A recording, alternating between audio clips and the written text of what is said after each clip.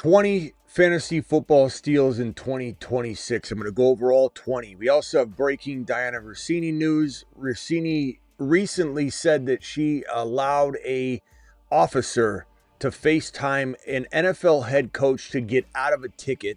There's video footage of this. It's actually an old interview where this took place. She told everybody a funny, stupid story about how she got out of a ticket by allowing a head coach to FaceTime the officer to get her out of a ticket. But she's just been exposed. Not that that isn't absolutely horrible abuse of her privileges, her powers, her status, what she does. Total, what kind of favors does she owe in that kind of situation?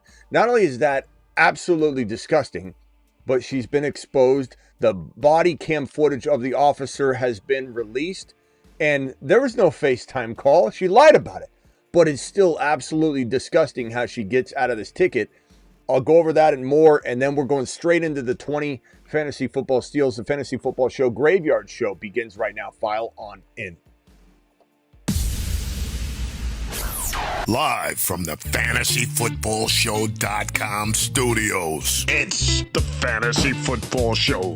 Live! Monday through Friday, 8 p.m. Eastern. Smitty is also live whenever news breaks. You're watching a Graveyard Stream. You're watching a Graveyard Stream. So this Russini footage got released, and it is absolutely crazy what this woman did to get out of this ticket. She gets pulled over, and you can see right here, I'll let it play, and you can kind of look at the footage.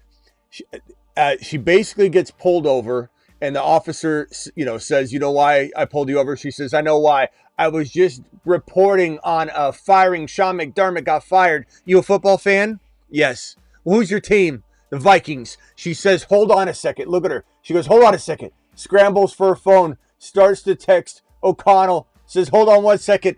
Finds it, hands it to him. Look what I just sent to him. Look what I just sent to him. Got out of the ticket using a text message with KOC.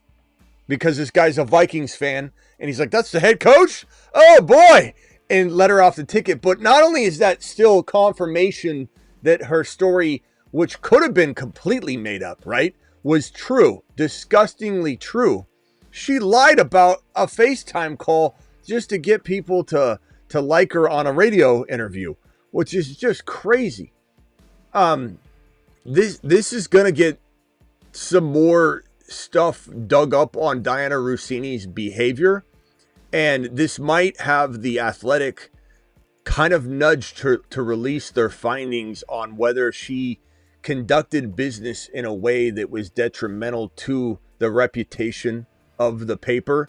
They kind of have to release this information and do, if they haven't already completed their thorough investigation as to whether her behavior was compromising in terms of ethics and keeping the utmost standard, to par. We'll find out, I think, more information. And how will this bleed into more, unfortunate coverage of the coaching situation as well, as that's been pretty quiet as of late. My biggest concern and fear has been that we're going to have this thing calm down, and then it's going to rear its ugly head too far into August for it to really be something that doesn't hamper the New England Patriots if for any reason a coaching change is made or a stepping down happens because the spotlight just grows enormous again.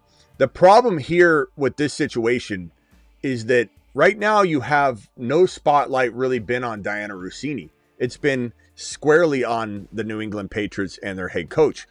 But now that this is going to be putting the spotlight back on Diana Russini, you wonder if she comes out and makes a statement, tries to tell her story, and then at that point, it can completely flip in terms of what is said, how it impacts this team and going forward. But what an insane situation. What an insane situation. And this body cam footage and this officer going, so like, give me a second. Let me go back to my car with her driver's license, walks around, looks at it, goes back. She's sitting here still texting KOC, trying to get him to respond. She says, he FaceTimed. Crazy situation. Just absolutely wild. what this woman did to get out of tickets. And if you say, oh, who cares, Smitty, who cares? It's just a ticket. What did she do to get information? Who did she vote for Coach of the Year? Gee, I wonder, what does she do to get these stories? And what does she do in terms of providing other information in exchange for getting information? Hence the compromising position she may have put her affair partner, head coach of the New England Patriots, in an awkward and bad situation, which he also put himself in. And did Diana Russini violate a lot of the policies that are in place for the Athletic, the code of ethics that are in place that put the paper in a compromising position? I think that this is going to drag up a whole bunch of other stuff. And if not anything, it's just going to put it back in the spotlight. So we'll see what happens here moving forward. But just wanted to update you guys on that kind of breaking story that was happening over the last hour. So we'll go ahead and cover that. Unfortunately, more as more comes out. I know everyone's tired of hearing about it, but Vrabel's a big piece of this. And if Vrabel ends up getting shoved back into the spotlight, and this very well could do that, it's going to create some complications. I've said from the beginning they should just have Vrabel step down, just because I don't want this happening in mid-August. And if you think that it won't happen, stepping down, being there with his family, trying to get his family out of the spotlight, if you think that people are going to let this go, they've just been waiting for something new. That's the way everybody responds. And honestly, look at me. I'm doing a live stream on it. Everyone's going to be breaking it, talking about it. And this is a very big piece of evidence of her compromising her ethics, using football, using information, and who has the ability to just text message all these head coaches and they respond like this? It's just weird. And it puts the NFL in such a bad light that if more of this comes out and it looks compromising, if the ethics are in question, you also wonder if the NFL nudges and says, we don't allow this kind of stuff. Look at the Sorsby stuff, the ethics that he didn't even violate code of ethics inside the NFL, and they won't let him play. So you wonder what the NFL's worry, and how far that worry can reach, and how much they can strong arm something in terms of head coaching, in terms of Vrabel stepping down when you have these kinds of things happening. Okay, let's get to the potential steals for 2020. I'll get Russini's mug off screen, and we'll just go through the top 20 steals of 2026. And let's start off, and I'll answer super chats in order in which they're received. We got one here from Jonathan. I've got the usual suspects in the building already. Appreciate everybody being here. 104 of you watching on YouTube. I see the Rumble usuals in there. Dynasty 27 first or Hendy. I need to know where the pick is, Jonathan. You know this. You've done this by how many times by now? I can't answer this question unless you give me a projected draft selection. So please give me a range or specifically a pick. Like, hey, Smitty, would you take the 2027 1.4 to 1.7 or Hendy? This does me no good to not have that indication. So I'll put it right here, and I'll definitely attack it in 1 second. Please give me that updated information so I can give you the best advice I can. All right, let's go straight to the ADP board. And then if you go to thefantasyfootballshow.com, you will see this same ADP board, and you'll also see what I have selected there. There's a good picks and bad picks button that you can hit. A 1.1 to 1.3, you got to keep the pick, bro. The pick, or get the pick or keep the pick.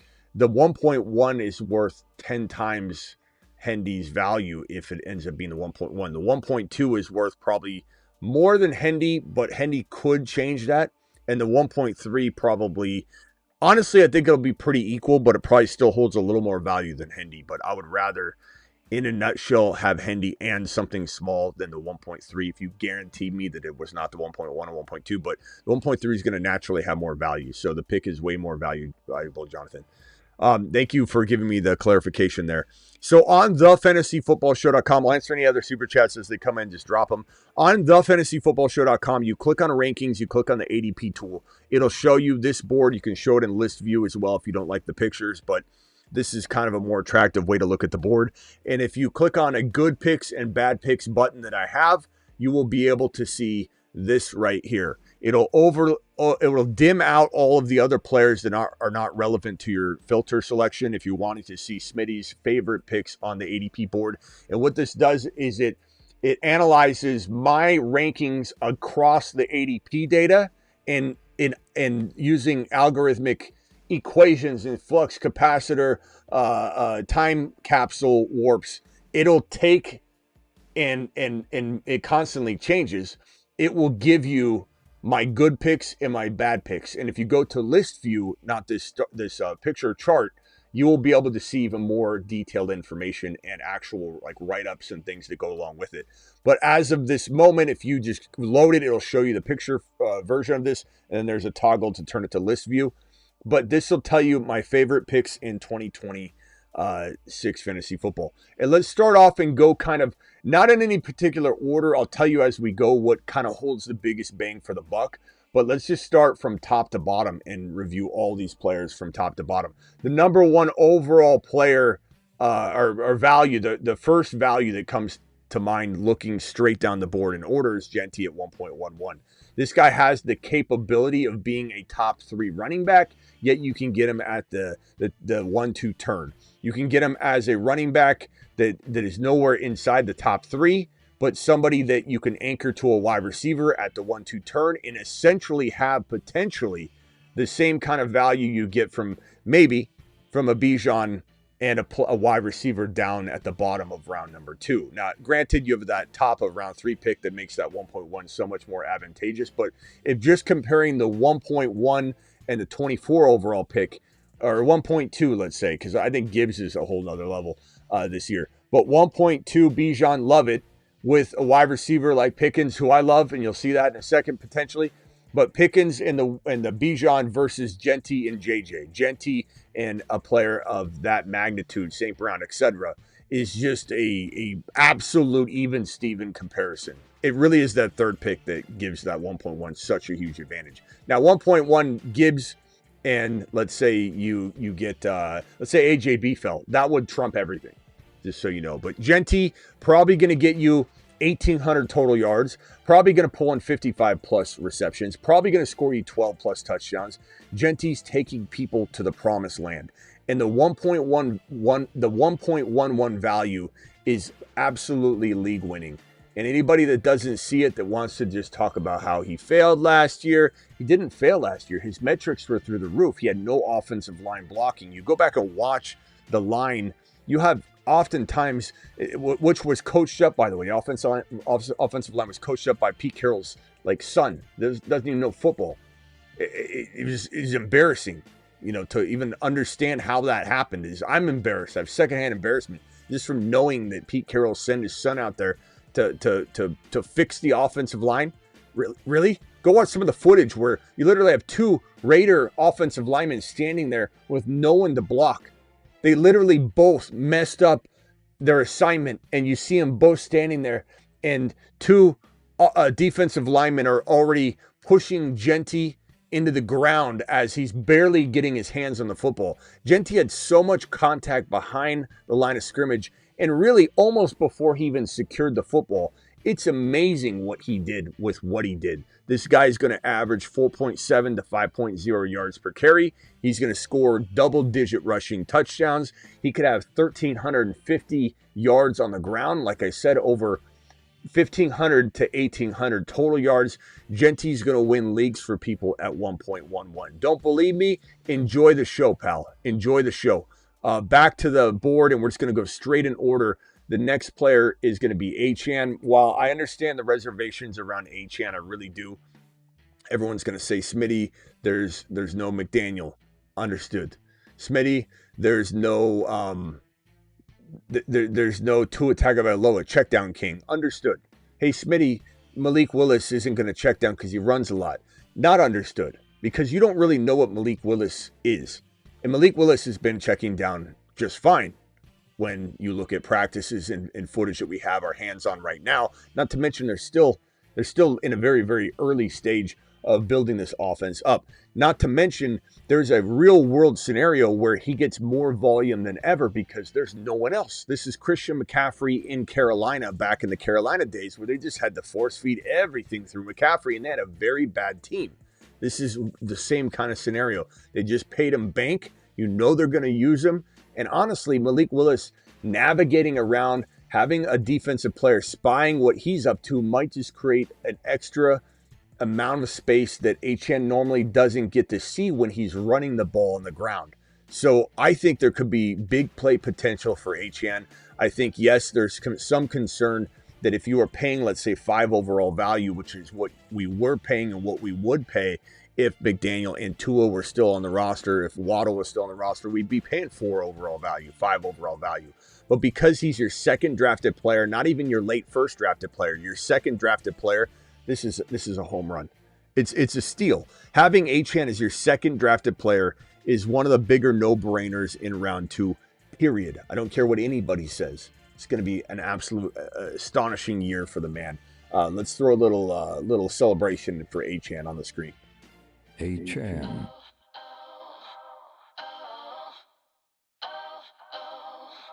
Achane is the man. All right, we don't have time for the full video, but let's just move on to the next player, and let's hit back to the ADP board. The ADP board will show you, again, this is all on thefantasyfootballshow.com, as you can see right here at the bottom, and this is a filter option where it says good picks, bad picks, compares ADP against my rankings, and gives you the good and the bad depending on what you click on. Brock Bowers, and might I remind you that I didn't cook this up. My algorithm that controls this tool, it figures it out for me. And in some cases, you'll see something that doesn't quite jive, or it doesn't quite jive with me. And I see it and I go, okay, like in this particular case, there's not much. Hurts. I don't see Hurts as a value. And honestly, I think he's pretty good here, but this is an indication that I'm still ahead of ADP. And it's kind of shocking that's the only one that I see that doesn't match up really, because I'm not a big Hurts guy. I kind of crap on him every chance I get. And second of all, even though he's still a good fantasy football scorer, should score a ton on the ground, I think that maybe this is an indication that I need to look at the rankings to see if I have him ranked a little too high, or just see what I need to adjust. But I don't force adjustments. Sometimes I allow these things to open my eyes. But this is all done, and this is why you don't see some players on here that I still very much love, like Scadaboo's grayed out. I'm disappointed that I don't have him like a ton higher than ADP, and there's thresholds here that allow this to occur. So Roland, I just said why all those things don't matter, but it's okay. Right here, Lab McConkey, I want him to be highlighted, but he's not. So I'm not forcing any of this. This is all done through an algorithm and an equation. Brock Bowers at 2.9 is just, I look at this and I say, yeah, that's right. This algorithm is correct. It's cooking up some good suggestions here. Brock Bowers 2.9 deserves to go at 1.10, to be honest. 1.10, 1.11, 1.12, 2.1. Yet he's going 2.9. And I'm not the biggest early tight end drafter. This doesn't feel like early tight end drafting. This feels like moderately early tight end drafting, but because we're so early in the offseason, we can get away with it. We've got sleepers buried all over the draft board. And I tell people this all the time, that if you're drafting early, Underdog promo code Smitty, by the way, where we'll draft here in a little bit, Underdog promo code Smitty, the link's pinned in the live chat. The link will enter code Smitty for you, or you can enter code Smitty yourself. But the ADP of some of these sleepers, like Bashal Tootin in round number 5, or a player like Kyle Monangai who goes so late, or Harvey who goes so late, or a wide receiver like BTJ who goes in round number 6, which is just asinine to me. Just one of the biggest steals in fantasy is BTJ in round number 6. Let me drag BTJ on screen, put him in his spot. DK Metcalf, who, look, there's some things to not like about DK Metcalf. I get that, but this in round 7's crazy to me. Bashal Tutin in that 5 territory is absolutely nuts and bonkers. Hendy in round 5 is bonkers and crazy. And so my point being that if you're going to draft early tight end later, you might not see these guys. They're going to slowly climb up. Why? Because we're early.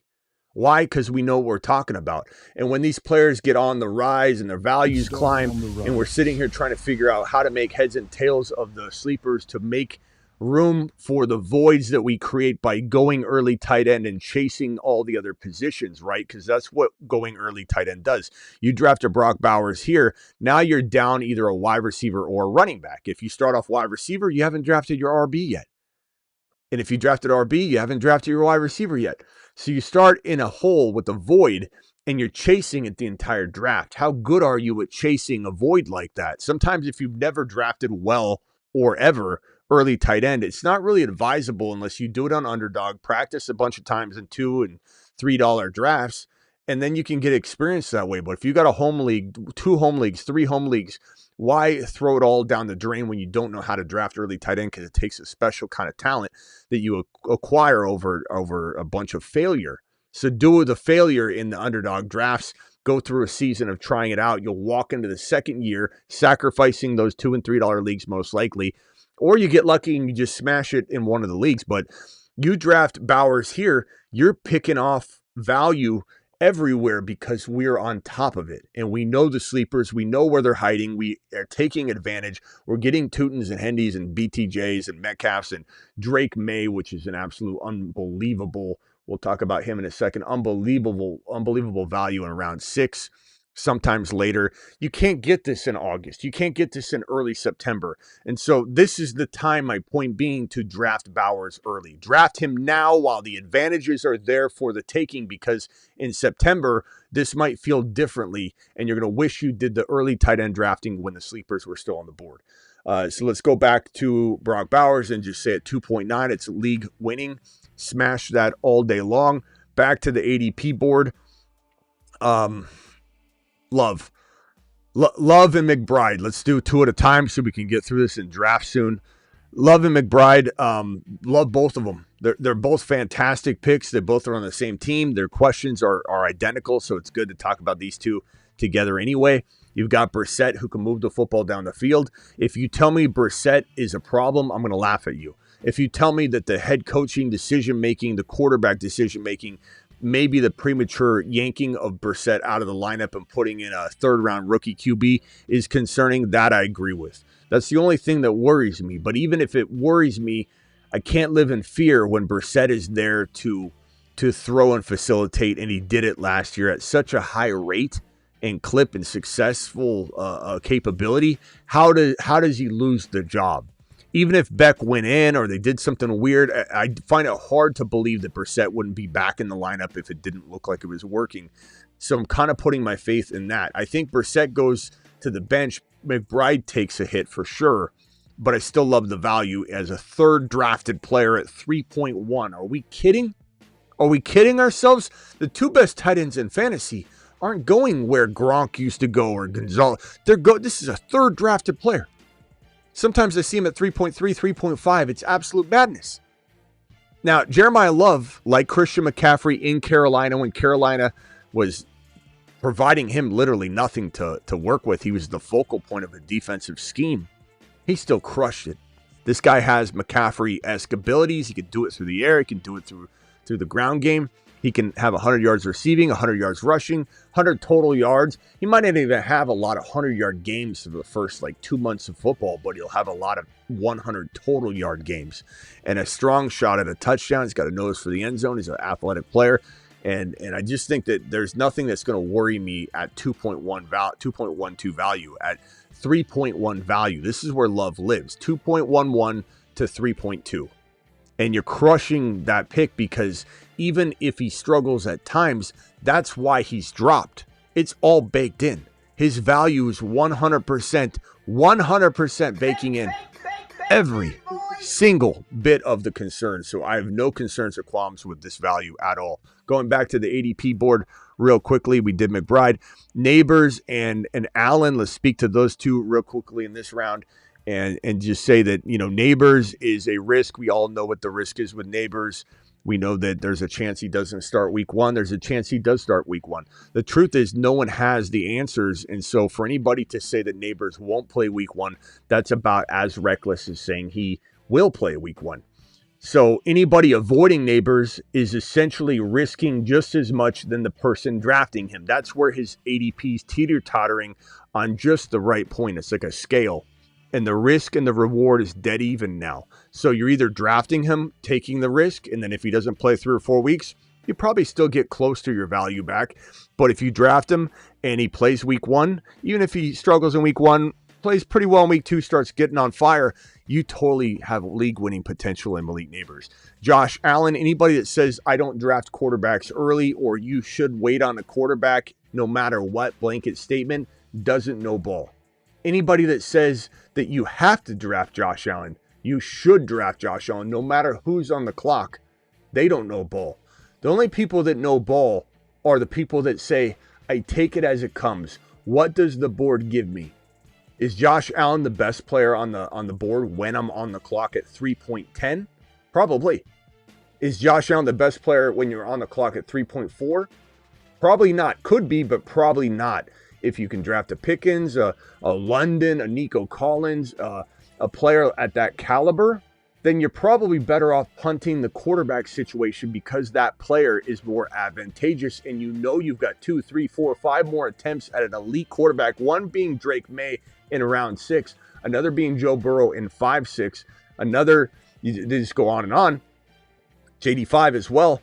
And you could say Lamar, you've got plenty of opportunities. So don't pass on the talent that you know that you're drafting over Josh Allen because I'm telling you Josh Allen can win a league. I'm telling you when you're sitting there staring at Ted McMillan or Devontae Smith or some of these guys that are rising too quickly, take the guy that can lead everyone in scoring. Take the guy that can score 55, 60 points in a single week, multiple times in a year. That's the player you should take before you're taking burdens or Ted McMillan's or Devontae Smith's way too early.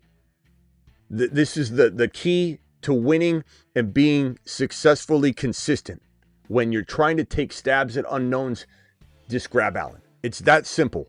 Anybody saying different is just talking, and they heard it from another channel, so they're repeating it. Because there's 1,000 ways to win.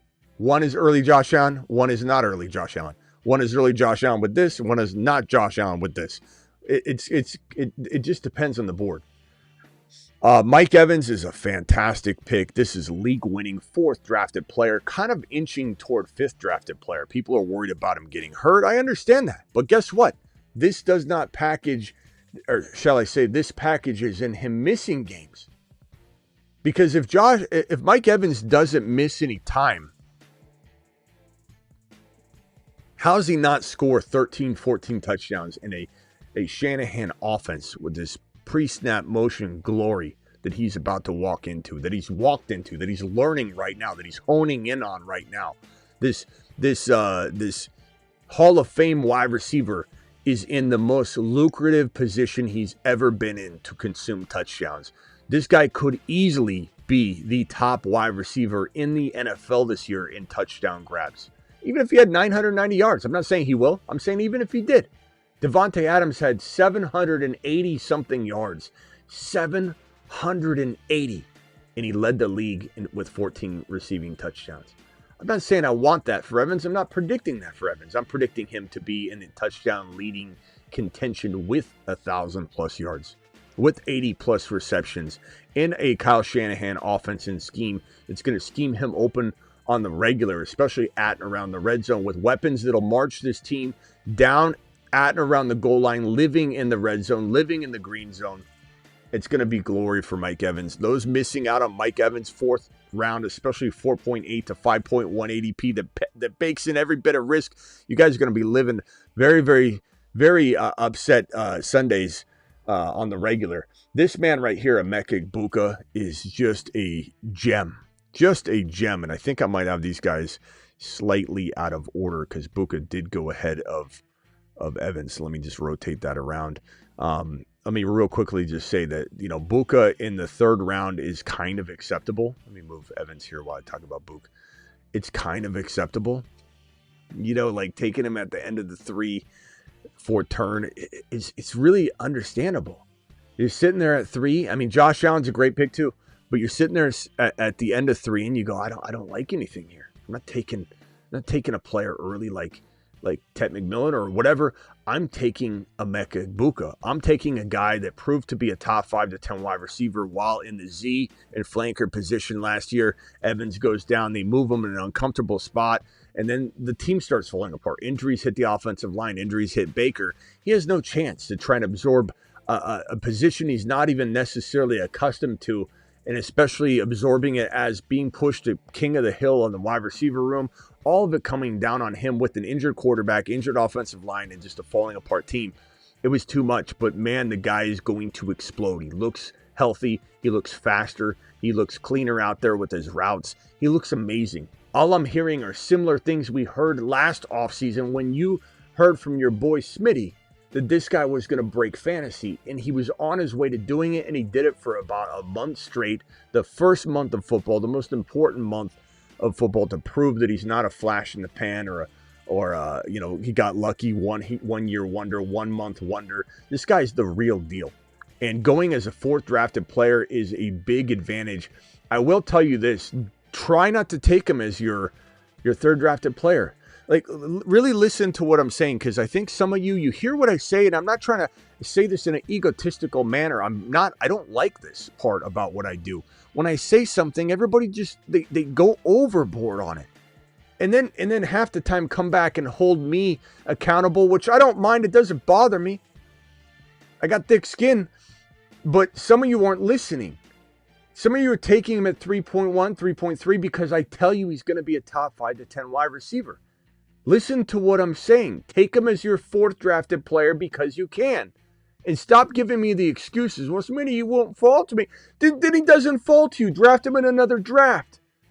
Why does everybody have to take the players that we talk about and then take them a full round early? It doesn't make any sense. You're allowing yourself no wiggle room whatsoever to get out of a mess or a hiccup or a slow start, or he gets banged up, has a hamstring injury, and you go, oh, Smitty, great call on the book. I took him at 3.3 like you said.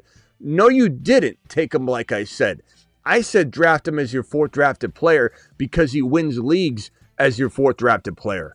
Be smart about what I'm saying and don't stretch it into some different meaning or value. That's where you lose the attention, you lose the detail, you lose the theory, you lose the effect and the impact of the player and the projection and us being right, because you are too impatient to allow him to go where he should go. And the same thing with Mike Evans. Let him stay in 4. He wins leagues in 4, but he gives you advantage and value in 4. And if we go over to this next, we'll be drafting here soon on Underdog. Promo code Smitty. That link is pinned in the live chat. That link also inserts code Smitty, and code Smitty will give you this exact, as I said on here, Underdog will match your first deposit 50% all the way to $1,000 in bonus credit and give you play 5, get 50 in bonus entries. Just sign up now. The link's in the description. The link's in the live chat pinned. Sign up now so you don't miss out. Some of you are going to be like, how do I get in? Hit the link, sign up, get ready, stand by, and we'll be drafting here very, very shortly. Let me get through the rest of this real quickly. We got Buka, we got Evans. Just real quickly, without even going to the board, I'm going to say Adams. Love me some Devontae Adams. I just told you, he scored 14 touchdowns last year, only had 786 yards or 89 yards. That's crazy, man. That's crazy. Led the league in touchdowns with 14, only had 700 yards. You can look at this 2 ways. Well, he didn't stay healthy. He's dropping off. Or what if he stays healthy? Does he get 18 touchdowns? I think the fact that the guy that led the league in touchdown receptions with 14 is sitting at 5.2 instead of 3.5. I think you have your answer. Baked in, boys. It's all baked in. Hendy, same thing. But Smitty, what if, Steve? 4525 on YouTube. What of it, Steve? What of it? Tell me how Hendy isn't an absolute rock star steal at 5.3. Tell me. I'm all ears. The truth is, and we might have another super chat here. Morrison, thank you for the super chat. I'm sorry for the delay. Any super chat that comes in, I will answer in order in which it receives immediately as soon as I see it. How does anyone take Scat over Judkins when I know Nagy, a terrible OC, and Monken has a great history with running backs? New offensive line, just wondering. Because Judkins is coming off of a nasty injury that you can say he looks great until you're blue in the face, but he's not taking hits yet. He's not even putting the kind of pressure on that leg like you think just because he's out there in shorts cutting very well. Bro, a grandma can go out on a total knee replacement and cut like those guys out there right now. It's not the most impressive thing in the world. It's nice to see. It's a good added bonus, but you have the odds of him coming back to form this year. The odds are strongly against it data-wise. Like it just, you may think it now, but because you think he looks 100%, he's not 100%. Scat is the same thing though. And so when you come in here and say, how is one over the other, like they're in the same boat, bro. They're both coming back from nasty leg injuries. And I just don't think the expectation should be that either one goes out and just gets everything that you believe they should get from Jump Street. Judkins plays in an offense that doesn't throw the football to the running back. That's your negative. You want to know how? There you go right there. How's Judkins going to catch footballs from a coach that didn't throw to Derrick Henry, who I will go to my grave saying would have been one of the best receiving backs we've ever seen. Derrick Henry didn't drop footballs. Raise your hand if you remember a game where Derrick Henry dropped a football.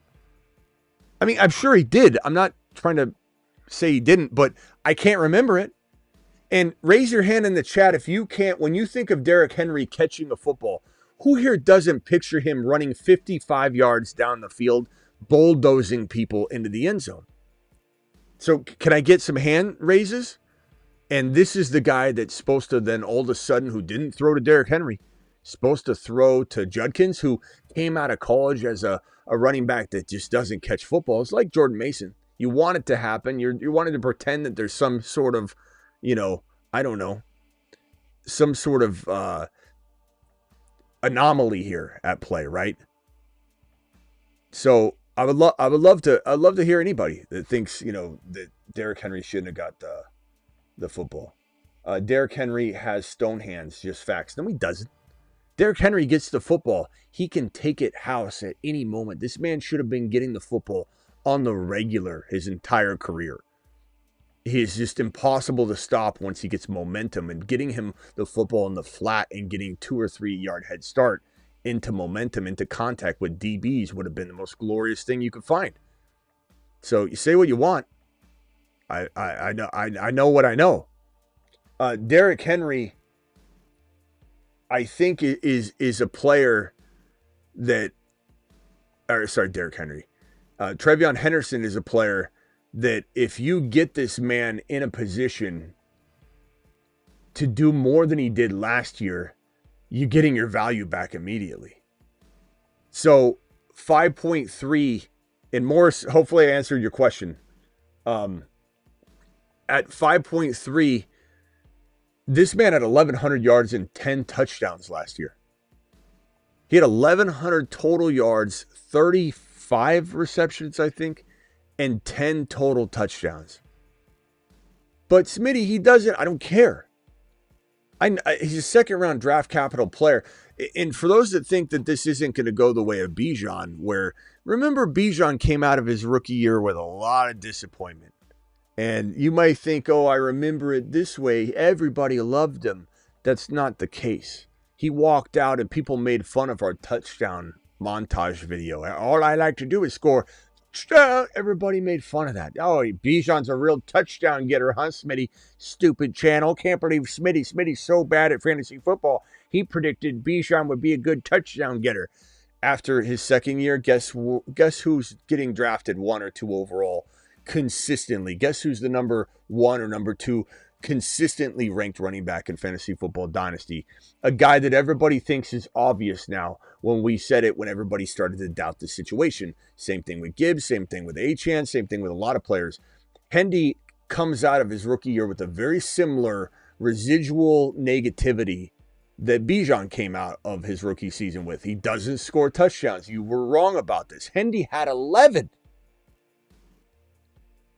Imagine if they give him the ball. Hendy's going to be somebody that either wins you a league from 5.3, or I can't imagine he doesn't earn your value at 5.3. It's about as baked in as it gets, period. All right, so we got Adams, we got Hendy, we got Bucky, and Tootin next. Bucky and Tootin. I mean, you look at the ADP board and you just say to yourself, like, goodness gracious, Adams, Hendy, Bucky, Tootin, and Lamar right here. I think you could draft a winning team with only the 4th and 5th round. I think if you gave me 5 or 6 picks inside rounds 4 and 5, I could win a league. I mean, look at this. Buka, Evans, Adams, Hendy, Bucky, Tootin, Lamar. Give me these exact players and I win a league. Evans, Buka, Adams, Hendy, Bucky, Tootin, Lamar. I win a league. I win almost any league with that team. That's how I feel. I think that you look at Bucky and you say, okay, let's cuff him. Sure. And Bucky, you need a cuff. You need the cuff. We talk about this all the time. It's the cuff board. This is the most important cuff in fantasy football 2026. It's Bucky, it's Gainwell, it's Tucker. You need to have all three, unfortunately. You don't have all three, that's on you. I told you, I warned you, I told you that this is a surefire running back 1, even if it's a low-end 10 to 12 overall running back, but it's a 1. Top 12 running backs are running back 1s. Even if he's a low end or a 7 to 12, you with Liam Cohen Zach Robinson in this offense. Zach Robinson just turning Bijan into the 1,400-yard rusher, 800 receiving yards, 70 to 80 receptions, double-digit touchdowns machine that Bijan was, comes over and says, I think Bijan and Bucky share a lot of similarities. I see him in the same light. And then you hear him say, okay, Gainwell can be just as good as Bucky. You know you're getting production out of Zach Robinson's running back 1, especially in Tampa. Tampa is going to crush it. And so Bucky at 5.5, Tootin at 5.7. Tootin, as long as you cuff Bucky, it's Bucky and Gainwell and Tucker's probably safer, and I'd rather have it than just Tootin potentially. But when on the clock and not sure if you're going to get Gainwell, not sure if you want to cuff all 3 RBs, I do take Tootin sometimes. I rotate taking Hendy, Bucky, and Tootin because all 3 have top 10 running back capability. I don't believe all 3 will be top 10 running backs. It could happen, but I'm not an idiot. I know things happen, things go awry, not everything goes to plan, but all 3 have the capability of being top 10 running backs. Bashal Tootin, I rank in my top 12 whenever I do a running back ranking. I think he's going to explode with C-Rod out with the foot, and the fact that people don't even understand the dynamic between Cohen and C-Rod. They act like that, he adopted him or something because he played on the same team. He played on the team that he coached. He wasn't even his direct coach. He wasn't coaching him consistently, and it wasn't like he was even a offensive coordinator.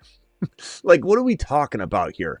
He knew the guy's laundry cleaning, associate's uncle's cousin's brother that did his taxes, that also knew his mom from back in the day, that had a friend that knew Chris Rodriguez. That's what people are trying to draw here, a connection between Rodriguez and Cohen that's so strong, as if Tootin wasn't drafted by Cohen, as if Tootin wasn't playing for him most immediately.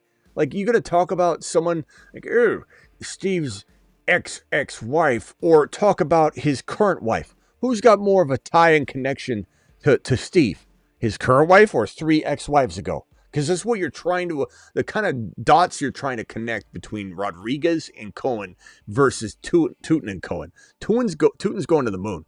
Lamar, this is another one where I'm not as high on Lamar as this probably depicts, but look, the ADP and the data and the algorithm is what it is. I don't try and change it. It does sometimes identify, okay, maybe I'm a little high on somebody. I look at it and I don't feel like I'm high. Then the ADP is just different than me. Lamar keeps popping up as a steal for me in round 5. And I do think he can produce this, his running alone.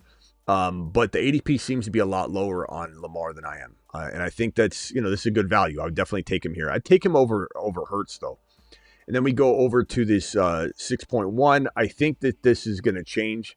I have Price maybe drifting down to the 6.12 to 7.1 because of the news today that they don't. It's one reporter, but just says he doesn't see them as drafting Price to be an immediate every down back, at least initially. And so it's going to drive his value down. So this will actually still be highlighted as the ADP adjusts, and I'm actually moving him down to probably around this 6.5, 6.7, 6.8 territory in my rankings. But the ADP should also move him down, and so we're going to see Price be even more of a steal. Let's see, BTJ, one of my favorite picks. I draft him almost in every draft. Just a marvel here. This guy finishes the number 4 or 5 wide receiver, depending on your scoring as a rookie. You don't trip and fall into that situation. He was hurt his entire second year last year. And so the rapport building with Trevor Lawrence never got going. It wasn't BTJ quitting on plays like everybody said. He admitted that he was injured, and the rapport never got built because he wasn't healthy. The rapport seems very well built right now. T-Law is striking a BTJ downfield, across the middle consistently and often in practice, and they've been just a glowing connection, the two of them. I'm so excited about BTJ. And again, kind of with some of these other players, the value is so tremendous at 6.2. Everything, every rebuttal, every negative thing you throw at me with BTJ, I'm going to not only laugh, but it's all baked in. I'm going to hit the button and tell you, what are you talking about? No one's drafting him at a 10 or 11 overall again. That's where he went. And people they're just so bent out of shape from it and hurt by it. The PTSD to it is so severe that people can't let go of the fact that he's no longer going at 1.10 or the 1-2 turn. He's not going at 12 or 13 overall anymore. He's not going in round 2. He's not going in round 3. He's not going in round 4. He's not going in round 5. He's barely going in round 6 sometimes. And that should be enough for you to say, let bygones be bygones. Let me draft a man that finished number 4 as a rookie and see what happens. And not to mention, guys, the amount of skills he has mixed with 4.3 speed. It doesn't trip and fall into production. You can't have made a mistake and he accidentally was wide receiver 4 or 5. He is him. And BTJ is a steal. Warren, steal at 6.4. Could easily be tight end 2. I have him as 3, but he could be tight end 2 this year. Joe Burrow, massive steal. JD5, tremendous steal. MHJ, I think this indicates that I like him more than I thought it would. This is what's fun about this ADP algorithm that I have that compares my rankings to the ADP data, and it updates constantly when the ADP updates. So it's sometimes a surprise to me when I come in and my algorithm says that I'm high on somebody that I don't really realize that I'm super high on.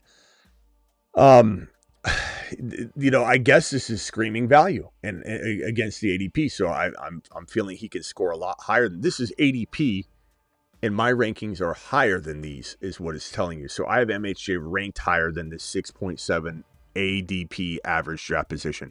Drake May I have way higher than 6.8. If I had to identify the biggest steal in all of fantasy football, it is, and probably will remain all offseason long, Drake mother freaking May. He is the best value in fantasy football, period, because he can climb all the way up like 3 or 4 rounds. This is the best value in fantasy, period. And I'm going to continue to scoop him up every chance I get in 2026, as should you. And honestly, looking at the rest of this real quick, I'd just say I love DK Metcalf in 7. Dak's pretty good. Kraft's good. Kraft's really good there. Harvey, if you cuff him to Coleman. Manungai is a value as well. That's fantastic. I think, Fannon's is good. We're talking about his injury earlier. That's something we got to keep an eye on because it's an undisclosed injury. But, I do think that there's a lot of value on this board that isn't even highlighted.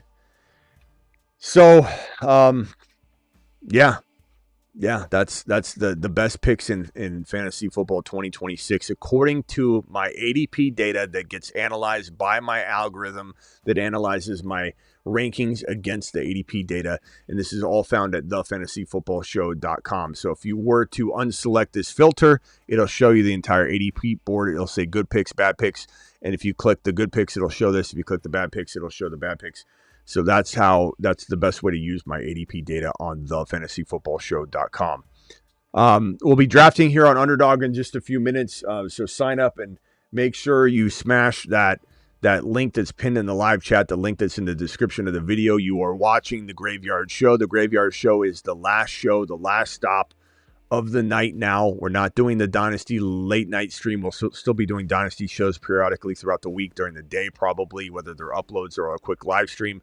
But now, starting yesterday, the Graveyard Show is the final stop. So extenders will be had. Anybody during the end of the show drops a $20 super chat, they can extend the show additional 5 minutes and keep me here as long as they want. So that's that. Let's jump into a weekly winners on Underdog. Promo code Smitty. Jump into a weekly winners right now, and we'll draft in that as we speak. So jump in to a weekly winners Underdog, promo code Smitty. 4 more to join. It said 7 when I first tapped in. And now we are 1 away, 1 more to draft. We will be drafting shortly. The order is being decided. Of course, I'm probably going to be at the end of the draft. No, they put me at 4, which is a nice surprise. So we'll go over to this board here. Drafting from the 4 spot. Doing it live. Also, what we may do, anybody that drops at the end of this a $50 super chat, I will do another draft. And that's probably what we'll do with the Graveyard Show to keep it going too. And if anybody wants to drop that now, we'll do another draft. You can even get on the phone line for the best chance to get into the draft. So, and because we'll hit the button at the same time, and you'll most likely get in. T-Law to the moon. Yeah, it could be. 4 spot is nice. I haven't had the 4 spot on a weekly winners on the live stream in a while. I usually get 11, 10, or 12. Phone lines are open. Dial in. Call into the show. Call into the show.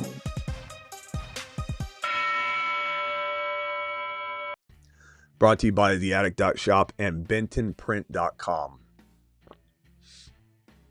Gibbs going 1, no surprise. Remember, this is weekly winners, even at Jamar Chase, Christian McCaffrey is a good pick in this type of format. I'm going to take Puka Nacua because injuries don't matter. I mean, they matter because, if he was to get hurt, then you don't have a chance of winning $20K that week. But there's no accumulation of points in a weekly winner. There's no playoffs. It's just every week is a zero-sum game. Everything gets set to 0. And out of 200, 300,000 people who can score the most points in 1 week, they get 20,000. The next week, zeroed out. There's no week 1. There's no week 2. If it's week 3 is the only thing that matters. So I love Puka Nacua at number 4 in this format. I'll try again next time. Pony, we might do another one if someone drops 50 to do it. So also, when we get to the end of the show, that's when someone can do that, and then we draft another draft. So hang tight, my boy. Hang tight. Hang tight. Phone lines are open. Call into the show. Call into the show. Can't believe this Diana Russini news. I mean, this is just crazy. The footage is insane of her talking her way. Like, you should watch. I'll put the footage on my Instagram. But the woman literally says, as soon as the officer walks up, "I'm an NFL reporter and I was just breaking. Sean McDermott got fired. I can't believe it. Are you an NFL fan?" It's like, yeah. And she goes, "Can I see your license?" And like, "Who's your team? The Jets or the Giants?" And he goes, "Actually, neither. I'm a Vikings fan." She goes, Hold on. Gets her phone out. And then says, look who that is. He's like, KOC. Kevin, oh God, wow. And he goes, look what I just wrote to him. And then he goes to his car, comes back. Like, unbelievable abuse of... You can't do that. You can't do that. I mean, it's one thing to say, hey, Smitty, it's not that big of a deal. But when she's going through what she's going through, it is a big deal. It's a bigger deal for this situation than it might be in some random occurrence where someone was being funny and like, I'm like, would I mention, hey, I'm especially if I was like reporting on a team and I was by there and I thought the guy was a Cardinals fan and I'm like, hey, I'm Cardinal reporter, or if someone watched the YouTube channel, and like, what? But I'm not a reporter though. The responsibility is different. Let's go with Puka Nacua.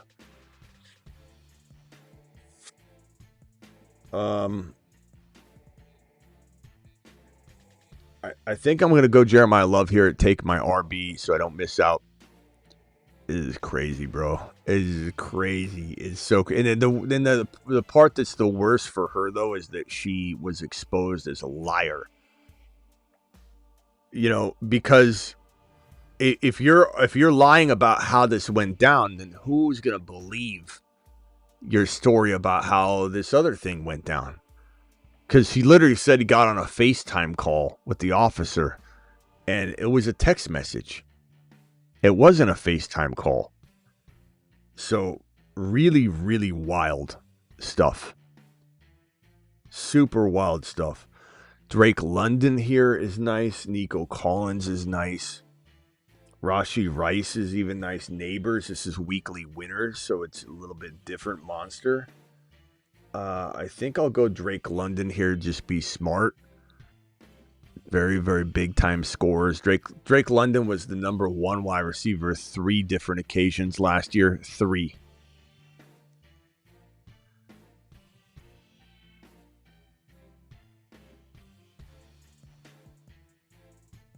You can't question her effort and hustle, though. Yes, I can. Yes, I can, Bleeko. I can question everything. It's not effort to try and cut corners. What the hell are you talking about, Bleeko? Like, Bleeko, if I was interviewing you for a job right now and you identified what she does as hustle and outworking everyone, I wouldn't hire you. And if you were an employee of mine, I would absolutely fire you for saying that. The fact that you would define cutting corners as outworking people, that's disgusting. So you say you can't question her effort and hustle. Yes, I can and will. I mean, goodness gracious, bro.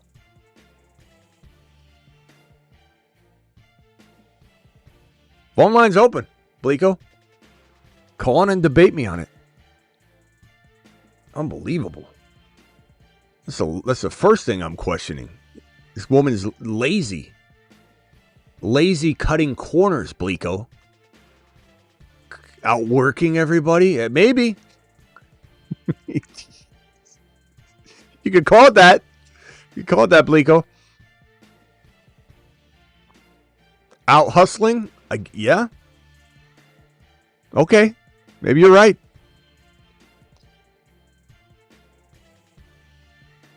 She's not lazy. That's crazy. She is lazy, Bleeko. She's absolutely lazy. She's the definition of lazy.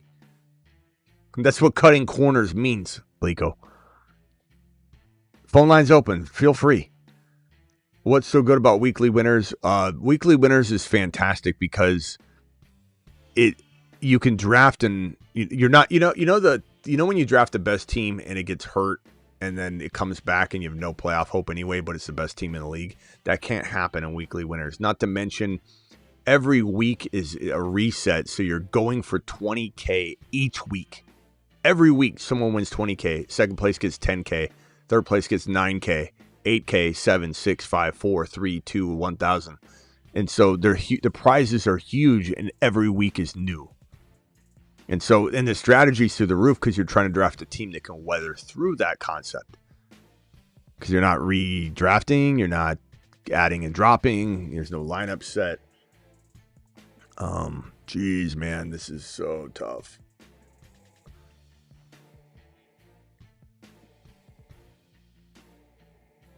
Come Mike Evans here.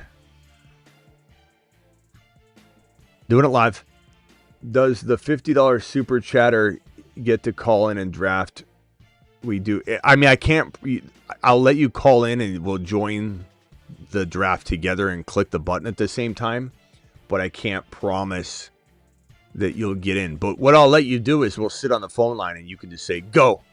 You can wait or whatever, and then I'll jump in when you jump in. But I can't promise you'll get in. I won't do another one because I can't, I can't. But I will get you on the phone line and we'll jump in together. We should get in. Or I'll tell you to hold your finger over the button and we'll wait a second and then we'll jump in at the same time.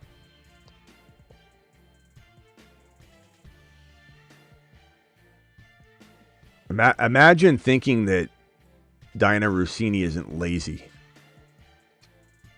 Imagine thinking that cutting every corner in the book isn't crazy.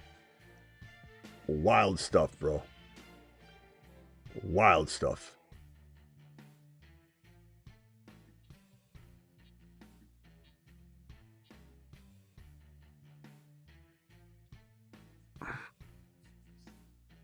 Fifth round gold, bro. So is Bucky, though. Bucky's fifth round gold. Bashal Tutin's fifth round gold.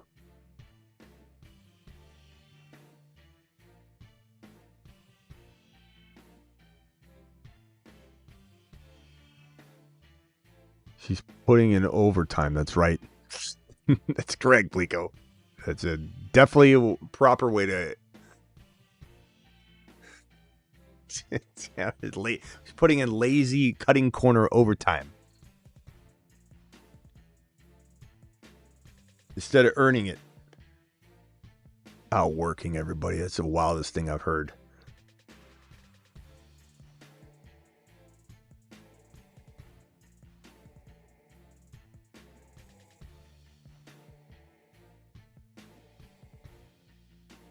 Arthur Smith screwed Bijan start. Of course he did. I don't know if you're behind. Yeah, that guy might be behind. Johnny must have just turned it on. I think he was asking about the draft type. Weekly winners.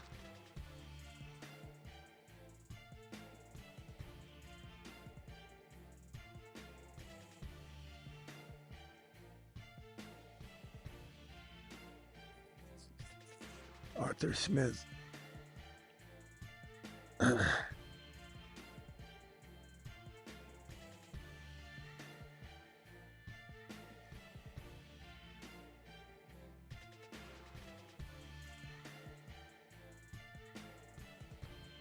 Waddle, Jaden Daniels. Jaden Daniels is good value in a weekly. He's falling all the way to 6.1.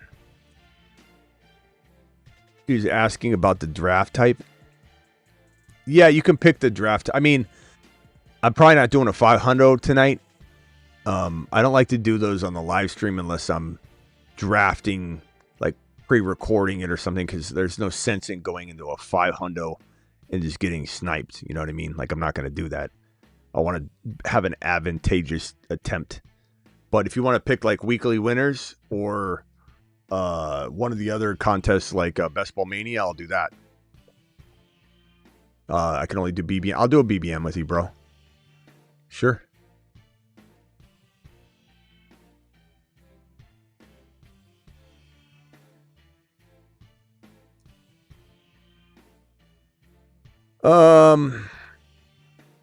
This guy right here may. I was gonna say, I can't even draft with you guys. Like, this is what I'm saying. Like, imagine me doing a $500 draft, cooking this team up, and be like, I'm not gonna let Smitty have BTJ. Boom.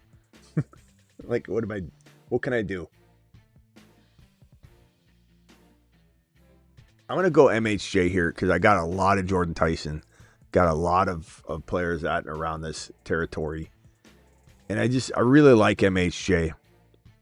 And having him as my fourth receiver in a weeklies is pretty good.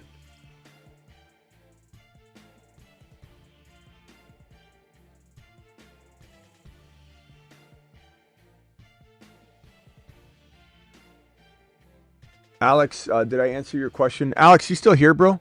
In a PPR redraft, would you rather start with Gibbs? I'm sorry I didn't see this. Alex, you still here? Hopefully Alex is here. Give you a standing ovation if you are, my boy. In PPR redraft, would you rather start with Gibbs, Bowers, Love, Gibbs, Pickens, Allen, or Gibbs, Rice, Allen? Gibbs, Bowers, Love, Gibbs, Pickens, Allen, or Gibbs, Rice, Allen. So you're probably Gibbs.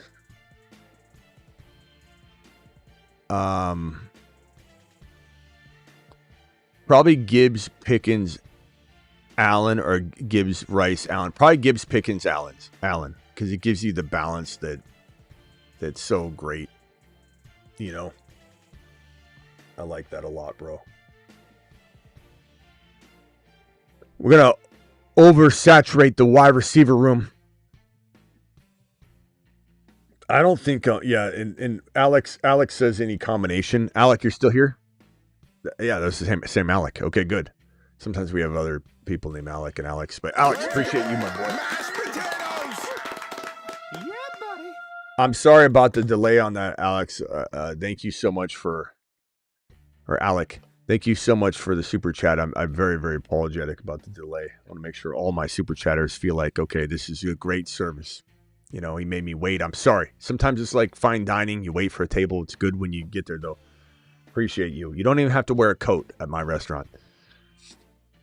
I don't think I've drafted a wide receiver room that's felt this lucrative before in weeklies. You know, it's a really nice wide receiver room. Puka Nacua, London, Evans, MHJ, and DK. It's pretty good. And Love and Tootin, pretty solid.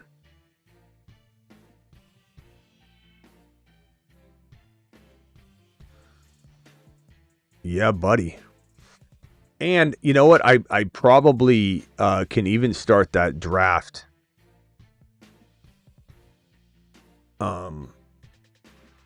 sooner. Like, we don't have to wait for this one to end. I'll keep drafting it. Hopefully I don't time out, but I'll keep drafting in this one. But we can jump into the Best Ball Mania. Let's call it after round number... Let's go after round 11, okay? Tebow, so call in if your plan is to do that. Call in. Gibbs, Pickens, Love would be great. Gibbs, Pickens, Love. Yeah. Well, he didn't give me that option. I don't think. He was either forcing the quarterback early or forcing the tight end early, if I remember correctly. So PPR redraft. Gibbs, Bowers, Love, Gibbs, Pickens, Allen, or Gibbs, Rice, Allen. Yeah, he didn't give me that option. I'd probably rather just take Drake May and give me Bowers, Love, and Pickens. Or give me, Gibbs, Bowers, Pickens, and then give me Drake May. Like that. Yeah, that's probably what I would prefer. The total balance with Drake May. Or AJB. Give me Gibbs, AJB. You know what I mean? And Bowers. Let's go with a good old...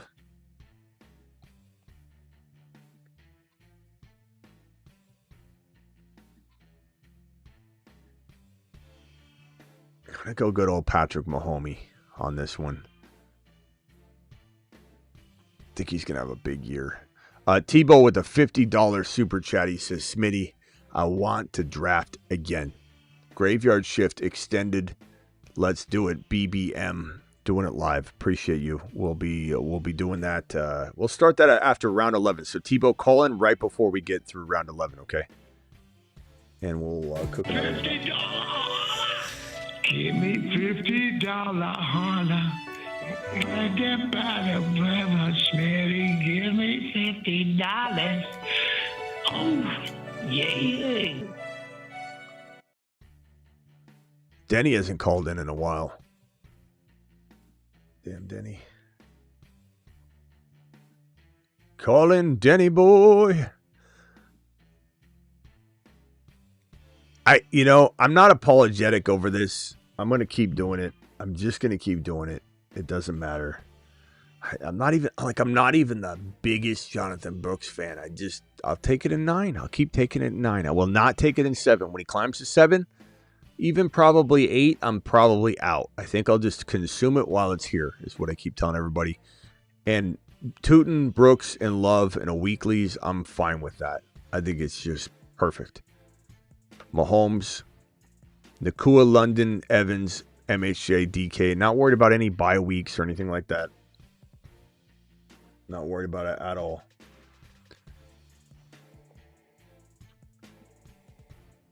That's a good team.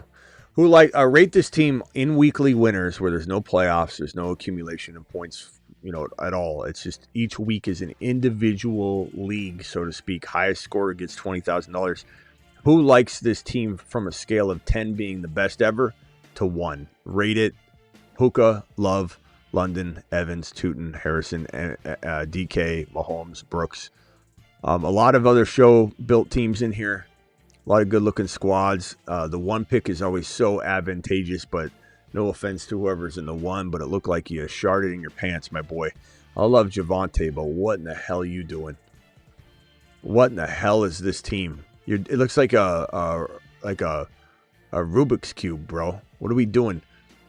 Green, green, green, orange, orange, orange, orange, purple, purple. Like, what are we doing here? And some of these picks are the worst I've ever seen. This is the worst. I don't know if you're trying to throw the draft or what, but this is one of the worst teams I've ever seen from the 1 spot, ever. I don't know who you are. I hope you're not a regular. I'm sorry if I offended you, but that's the worst team I've ever seen from the 1 pick. Bijan, Pickens, McBride, fantastic start from the 2. Adams, that's how you do it. Drake May, Tyson. This guy's drafting from the Fantasy Football Show playbook. I don't know. Diana Russini draft from the 1 spot. What is going on there? Is she calling in favors? What are we doing with that, bro? What are we doing with that draft? Chase. So I love this two slot. That's really good. Chase. The good news is that a couple of us could win the 20K. Like, one could win it 1 week, another could win it the next week. There's a lot of good teams in here. You don't have to root against anybody. Chase, AJB, ETN, Henderson, Burrow. Love that team. That's a lot of these teams, except for the 1 pick, have a chance to win because you don't have to have the same kind of team built the same way that you would for like a Best Ball Mania. Sometimes a team that doesn't have the chance in hell of getting through a Best Ball Mania or a regular tournament can win weekly winners, right? This is a pretty decent team. I don't like the Monty pick, but JSN, Bowers, Rice, Jacobs. I hate that pick. Oh man, you guys took some guys I didn't like, which kind of derailed you a little bit. Let's go with good old. I'm gonna go Baker touchdown maker, just to give myself that extra quarterback potential that Mahomes may not bring to the table for me. So we're gonna go ahead and do that. Do it live. I like that. Pretty solid. And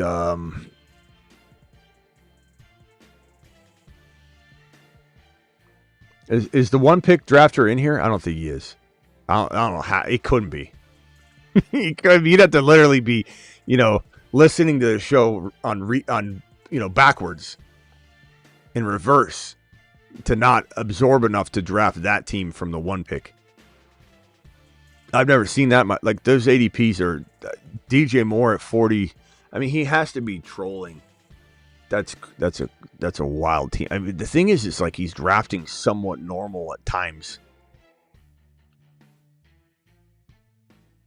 It's crazy. You're the Chase team. Okay, I like your team. Your team definitely could win weekly winners. I mean, ETN and Henderson get on their horse in the right week. You're fine. That's great.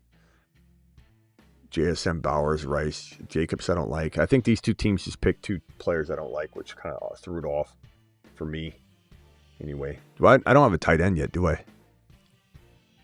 Let's go with... I think Goddard's a pretty damn good pick. Very capable of a 2-touchdown game with A.J. Brown gone. Goddard should consume a lot. Okay, so I hate the Jacobs pick. I just said that like 5 times in a row. I'm sorry. McCaffrey, Chase Brown, no thanks. This kind of balance doesn't do it for me. Devontae Smith, no thanks. What are we doing? Devontae Smith and Lemon? Come on, bro. J.J. Walker, Olave, Garrett Wilson, Swift. It's got its upside, its appeal. Genty, Henry, Lamar, Flowers. No. Come on. Cook, Hampton, Neighbors. Stop doing these imbalanced approaches because you saw it in a magazine or you heard it on another channel where someone's like, draft all RBs or all wide receivers. Or what are we doing, man? Cook, Hampton, Neighbors, Higgins, great team. Bucky, love it. Waddle, that could be good. Lamb, Barkley, McConkey, Igbuka, Price, JD5. Yeah. I don't know that I'd be doing what you're doing here with the Purdy, Dak, and JD5 because I feel like it's probably important to still get that flex in there. But, you know, if you land Pittman or whatever, you'll be good. Dial in, Tebow. Let's start getting the other one cooking. Appreciate all my rumblers as well. Hammer, if you're watching, we're going to get into another one, my boy.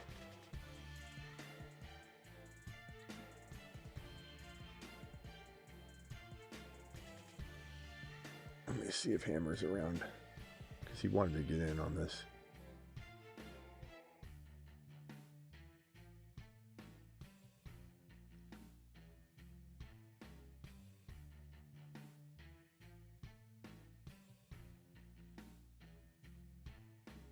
All right, so let's let me scroll down here.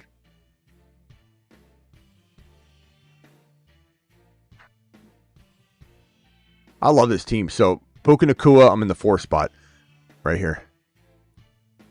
Puka Nacua, Love, London, Evans, Tootin, MHJ, DK, Mahomes, Brooks, Baker, Goddard. It's a squad right there.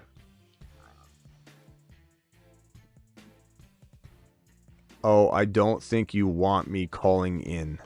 No hot takes today for me. I'm ready to draft, though. Got a window open. Okay, well, I can't guarantee with the YouTube delay. You could just hang up, bro, after. But I was trying to get you into the draft for sure. All right, get it open. Don't click it yet. Let me draft in this. Let me make this pick real quick. Hold on. Charbonnet. Let's go Charbonnet. Okay, I'm going to open up the app. Don't do anything yet. Don't do anything yet, bro. Relax. Relax.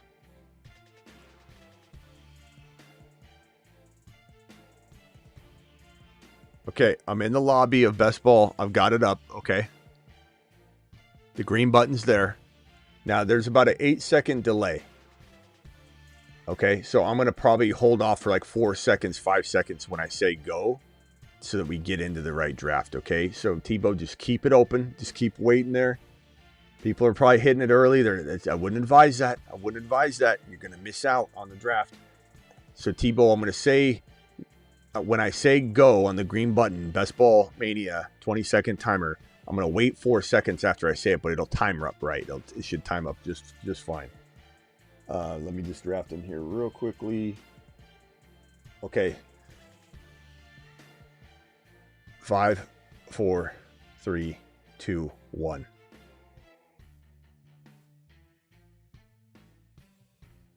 Tebow, it says 9 more. It says 9 more right now. 8 more. 7 more. 6. God, you guys are quick. This is 6 more. Tebow, you can still get 4 more. You still get in if you didn't time it right or for whatever reason. 4 more. 4 more.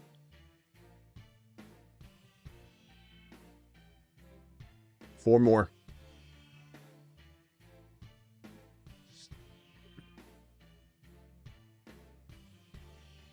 I won't enter that draft so you guys can get in. Romario, there's 3 more waiting. You don't have to worry about it. Just jump in. Just tap in. Don't worry about it at all, young man. And let me get back over here and let me pull this draft up. It says 3 more. So, you guys, you're not taking anybody's spot. We need 3 more people. So, smash it. 2 more. Best Ball Mania, 2 more. I know the $25 entry, some people don't want to do. That's why it takes a little longer to fill it. Let's see what pick I get. It's not. I don't have the 1 pick. This is what it puts you where it puts you when it's waiting. Okay, drafting soon. It's going to reshuffle the order. Don't give me a 12. Don't give me a 12. Give me something good. Give me something to talk about. Give me...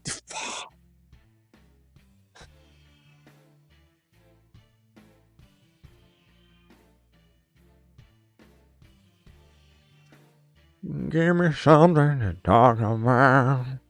Talk about living. Living. Jeez, bro. It's getting kicked in the sack. If 12, 11, and 10 were 1, 2, and 3, I'd be cleaning up.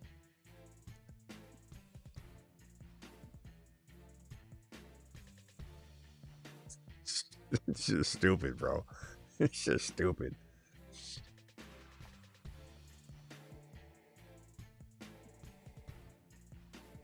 Just ridiculous.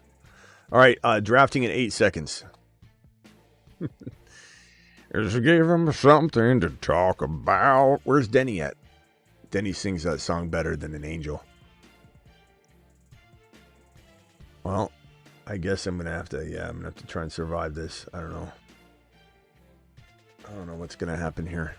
The other drafted took Algier, by the way, so I got Mahomes, Baker, Love, Tootin, Jonathan Brooks, Charbonnet, Coleman, and Tyler Algier. Jonah Coleman and Tyler Algier. I got Puka Nacua, Drake London, Mike Evans, Marvin Harrison, DK, and Goddard. That's a really good team. Like a really, really good team. I'm very, very excited about that squad. All right, this is a Best Bowl Mania, not a weekly winners. $25 entry, $2 million to first place. Weeks 1 through 14 is the regular season. Playoff round 1 is week 15. Playoff round 2 is week 16. And the championship is week 17, which usually has about, I think it's like 500 to 900 people in the final one, all competing together. Let's give them something to talk about. Talk about St. Brown. Let's go St. Brown. Do it live. I haven't drafted a ton of St. Brown. Do I pair Stowers with Goddard? I do. It's not a lock, but I do it. Oh, jeez, I just timed out. What'd I get? Cam Ward. All right, that's fine. In that other draft. That's great. Off my queue. Doing it live. Hampton and St.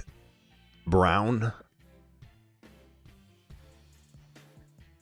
Sorry about the delay on that other one too. I was almost timing out on both.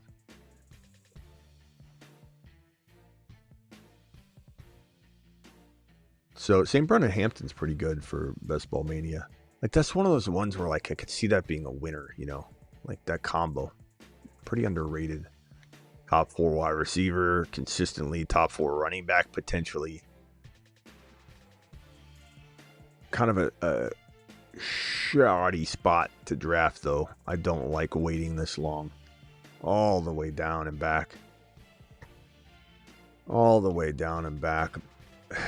It's unbelievable. This is Best Ball Mania number 11 for me. Only my second Genty share.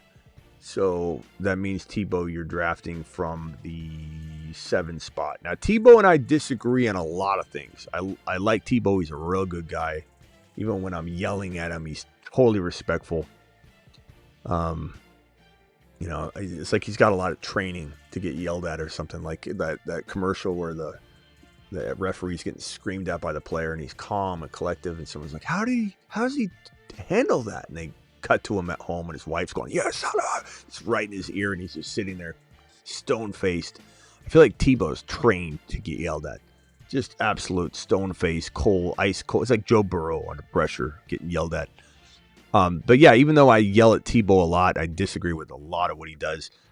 Good guy. Love the guy.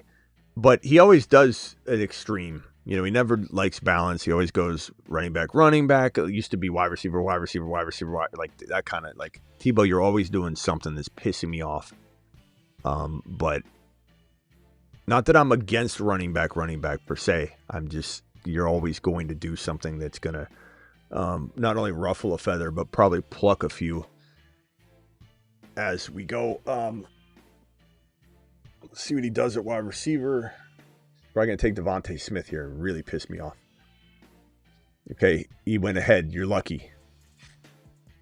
Hey, man, this ain't bad for not having a wide receiver. Oh, God, you just screwed it up. What are you doing, Tebow? You had Rashee Rice sitting right there for you, bro. my boy. My boy, Zay Flower. You see what I'm saying? He pisses me off. Malik Neighbors, I like this. Let's go Malik Neighbors here. I'm on auto draft on the other draft, damn it. Timed out. I that's right. I got it back. That's not for this draft. I turned it off. I'm on auto draft on the other draft, but I'm back. I'm back at it. Neighbors. I love that pick. Love that pick. On the clock now. Man, how do I not take Josh Allen here? I got to do it. I mean, I really like Ladd McConkey here. I really, really like Ladd McConkey here. But Josh Allen has no business in the 4th round.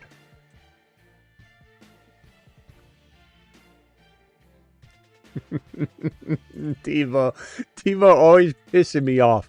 Just love the guy. He's like Uncle, Buck. You love him, you invite him over. He's there to fix something, but he breaks 2 things when he's there to fix 1. So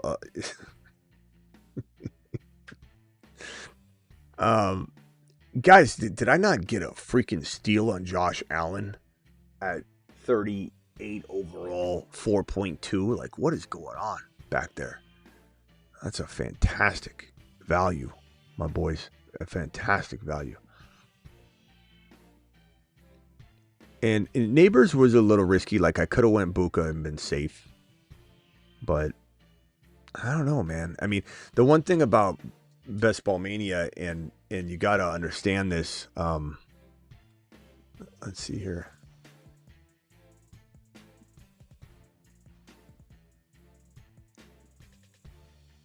Let me switch back here. Hold on.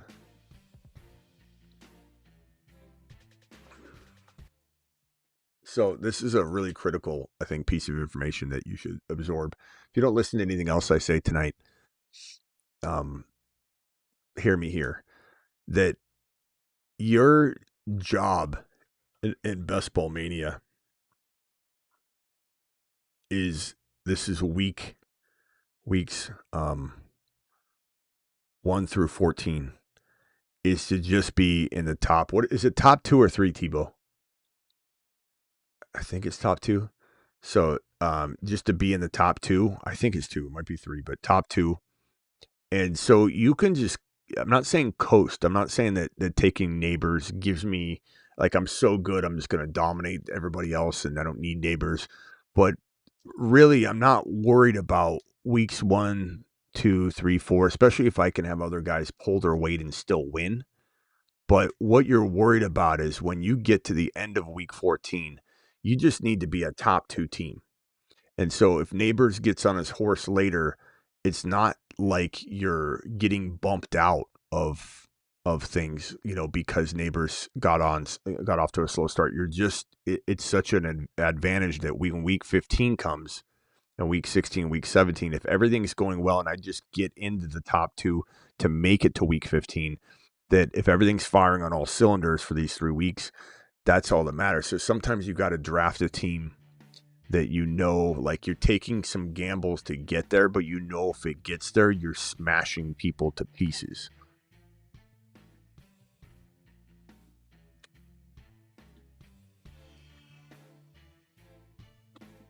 The team is fantastic.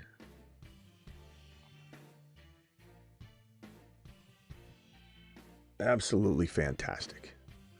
The problem is, like, I have 0 chance of getting my players to fall. There's no chance that my players fall to me. Like, that's the one crappy part about having an amazing, like, Henderson's not going to fall to me.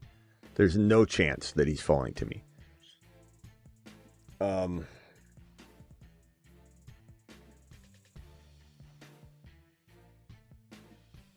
Oh, go BTJ here, even though I want to take him at 6.2, but I can't afford that either.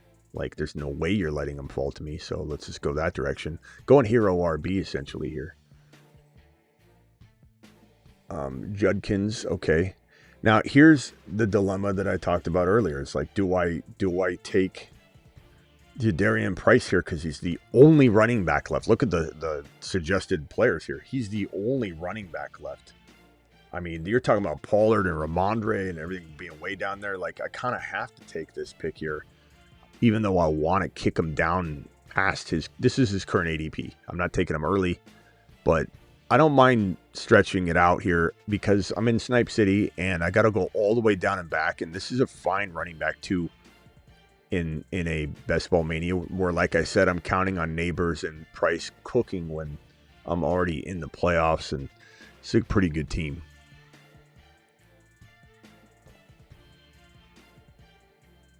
What did Tebow do here? Flowers, Burden, Waddle. I mean, those are just they're so Tebow players.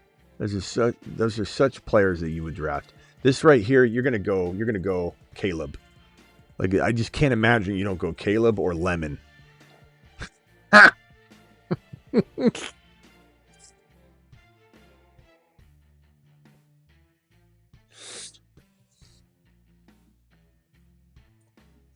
Bro, he was debating between Caleb and Lemon. He was sitting there going, Lemon or Caleb? Caleb or Lemon? Man, what? Let me write one on each of my nails and then decide just by looking at them. I don't know. Oh, man. Tebow, I can predict your team like clockwork, bro. Not saying you can't predict my team like clockwork, though, either. You know, but I wear it on my face every day. I see you draft very rarely, and I still know you. And you just like to piss me off.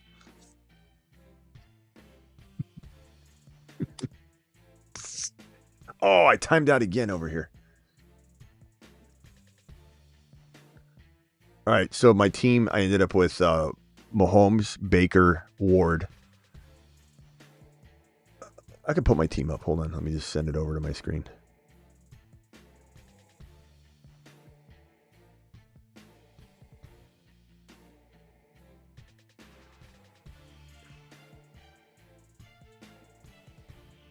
This is weekly winners. Mahomes, Baker, and Cam. Love, Kufta, Algier. Tootin, Brooks, Charbonnet, Coleman. Puka, Drake, London, Mike Evans, MHJ, DK Metcalf, Ted Hurst. Goddard. I timed out on Otten, and then I drafted Stowers. A really good team. And no, I don't care about the Week 10 bye. It's actually better in weeklies to just say, you know what, Week 10? I'll just let it and honestly, I have other pieces. I'm not worried about it. It just gives me that much more of a, you got to look at it this way, it gives you that much more of an opportunity to crush the tight end position in the other weeks. So it's not a big deal at all. I don't look at bye week at all when it comes to weekly winners because it doesn't matter. But this is a good team. Love, Tootin, Brooks. I mean, Sharps could come back, and that's a squad right there. I like that team at all. There's Lemon. I'm surprised. Stevenson, come on, bro. Stevenson or Lemon. There's easy to see coming, my boy. Easy to see coming. Now, this one's easy to see coming, too, because who's going to let me have nice things like Cortland Sutton? Thank God. I thought he was going to take DK. We're going to go DK here. Look at this team. St. Brown, Neighbors, BTJ, DK, Hampton, Price, Josh Allen.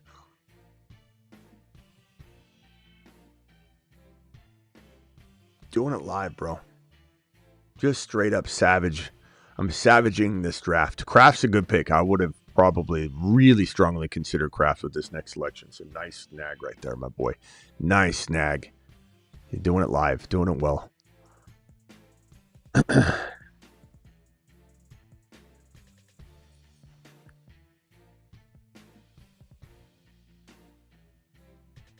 Dobbins. Okay, so some of you said Harvey. You're not wrong that Harvey, but Monungai's also in my wheelhouse here because I love Monungai this year. I think Monungai's gonna crush. I'll go Harvey in this one. You called it, Tebow. There you go. I almost went Monangai just because you said that. But that one's easy. Everyone knows that. But see, but you watch me every day. You know, this is like that's like watching somebody at Starbucks that goes to the same Starbucks every day. And you're like, watch, I'm going to call his coffee. You right here are going, there's no way you pass on Blake Corum. Actually, you know, you might go wide receiver. Yeah, you're going to go Downs. You're going Downs.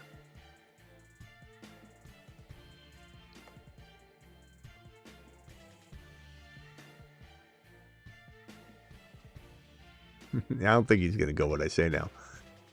Part of me regrets not going Monangai.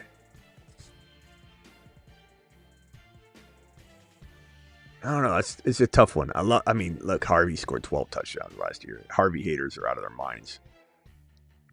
Just out of their minds.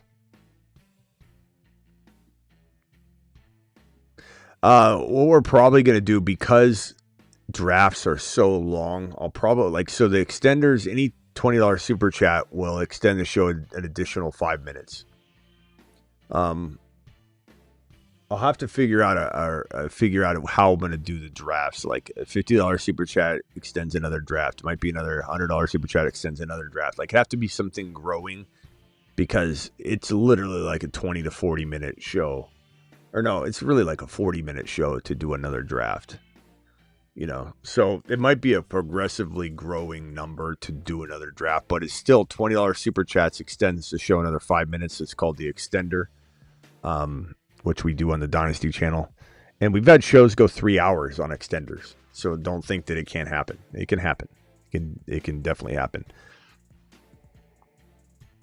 Actually had Laporta teed up. And what can also do is the extenders, like multiple, like if we get to that like $100 mark in combination of multiple people, we can do another draft. You know what I mean? Like, if, let's say we're at the timers at 0 and we get one extender for $20. Like if 4 more come in, then another draft happens. You know what I mean? Actually had Laporta teed up. Okay. I don't know who I like here, to be honest. A lot of good value on the board still. Do I want to go with another quarterback now? Dart's really nice. Brock's pretty good. I don't have... Nix is really good. That was a good selection.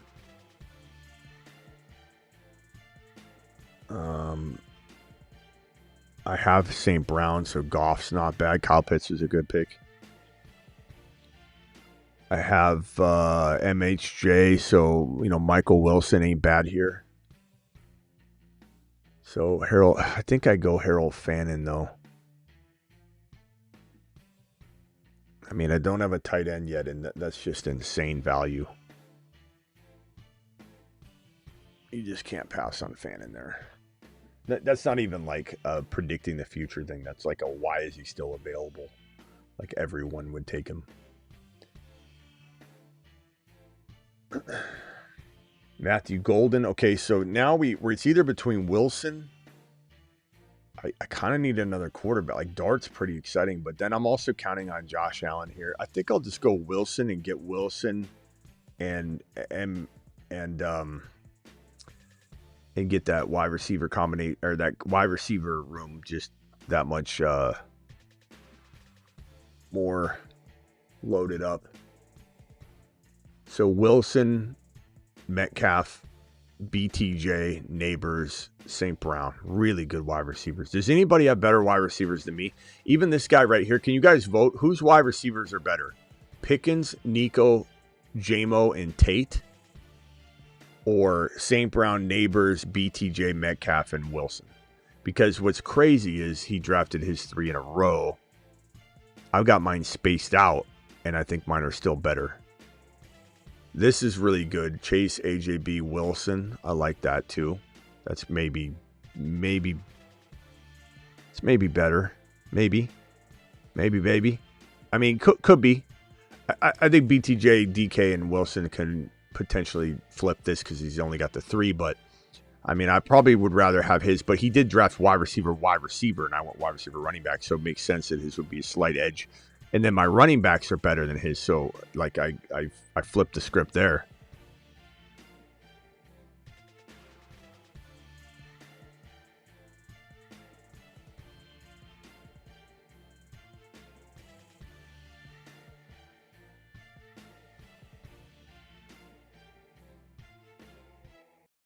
Team 1 than yours? No, bro.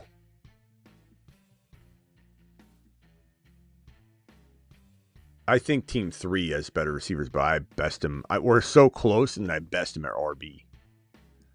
And I best him at QB. He's got a good combination for sure, but I still beat him at QB because I got Josh Allen.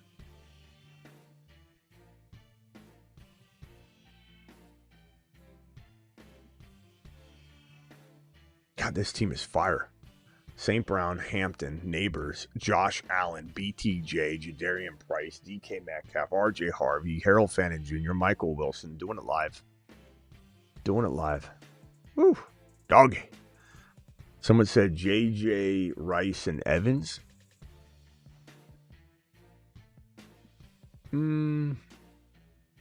Yeah, I mean, I think it's probably similar, but and his running backs are pretty good too. He's got, and his quarterback, Drake May. Yeah, man. Team 8 and my team, I think, are very similar. I like his team a lot.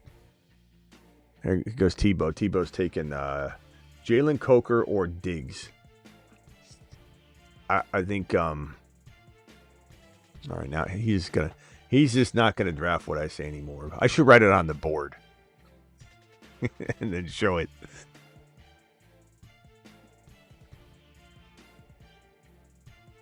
Let me scroll down slightly.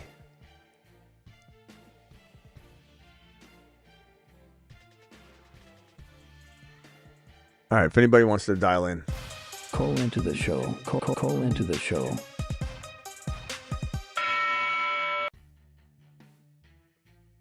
Man.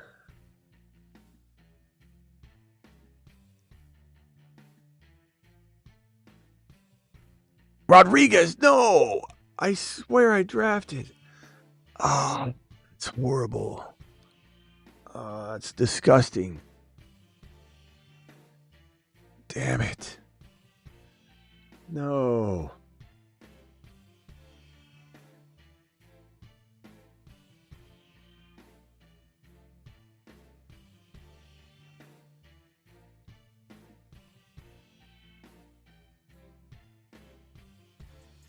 Jeez, that really hurt. That really hurt, Charlie. Damn it, that hurt. I did not want to waste that pick on freaking Rodriguez. Anybody want to make a trade? Anybody, please? Will someone please trade with me? Please? Jeez, bro. You know what's good about this though? Sometimes I don't know if you guys think like this, but if I'm wrong on Tootin Rodriguez, like at least this team has a shot then. You know what I mean? Then this team's got a chance. like, if I'm wrong, this is the team I'm going to. If Rodriguez ends up taking Tootin's job, this is the team I'm watching like a hawk. Just staring at it.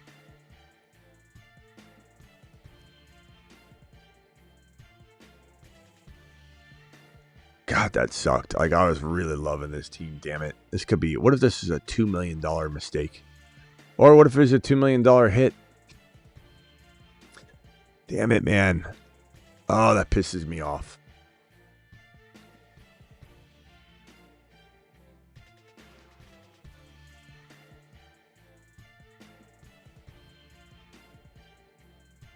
Jeez, bro. Just disgusting. Just absolutely disgusted with myself right now. Just disgusted with myself.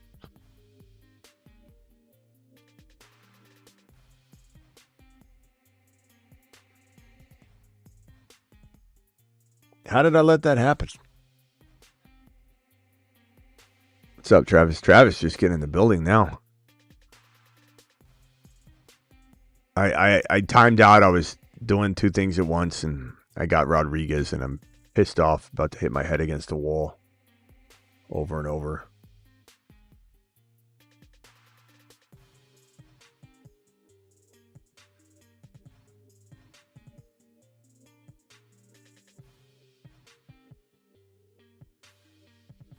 Could be a $2 million win or a $2 million mistake. Imagine if I win $2 million because Rodriguez has, like, let's say he does okay all year, but he has one game where he has like 2 touchdowns and like 100 total yards, and like that's the game Rodriguez helps me win. I'll have to put like Rodriguez. I'll have to get a Rodriguez tattoo, C-Rod.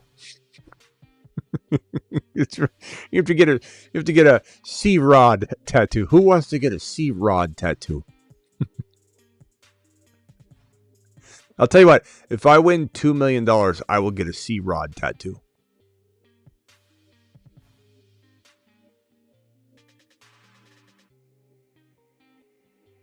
C-Rod. C-Rod life. Living the C-Rod life. Unbelievable. All right, let's cue somebody this time, damn it. Daniel Jones ain't bad as another QB to have. I think I'll just take Daniel Jones, but that sucked, man. Very disappointed in myself. Can't believe I timed out on it hurts even worse when you're doing the $2 million best ball mania. You know, that you don't really want to mess up. You got to be very careful about.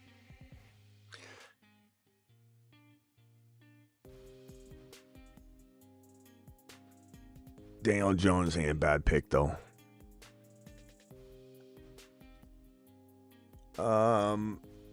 Let's see here. I think I'm going to swing at an RB that gives me, make a move. You know how I always tell you guys, let's say you make a bad trade and you're upset or an injury strikes you or whatever. Let the negative make you do something you wouldn't have normally done. Like I want to draft a Bigsby here. I'm going to draft Bigsby here. See if that potentially gives me that swing I need. So I got Hampton. I got Keaton Mitchell. I got Jadarian Price. I got Harvey. Kind of maxed out and tapped out on running backs now. Receiver. I'm so good at receiver. That's why I did that. I think I can go light at wide receiver because I've got St. Brown, Neighbors, BTJ, DK, and Wilson. Fannon's a fantastic tight end. My quarterback room is Josh Allen and Daniel Jones. Love that. Could potentially roll with 2 QBs, which is why I went a little heavy at RB to make up for the damn C. Rodriguez thing. Instead of just leaving it at Mitchell, I went Mitchell and Bigsby. So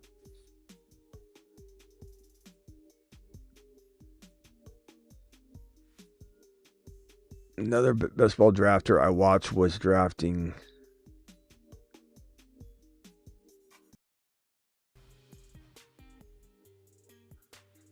went Waller last year. Helped his team. Nice. If Tootin gets injured, you're golden. Maybe. I mean, it might not even be Rodriguez, bro. It could be Quinn Allen, I'm just not a big Rodriguez believer at all. I almost think that, like, no matter what happens, I don't think he goes crazy. But it might be 1 week that he does it, If Tootin gets injured, I just read that one. C-Rod at that value is good, though, says Bleeko. Teach their own.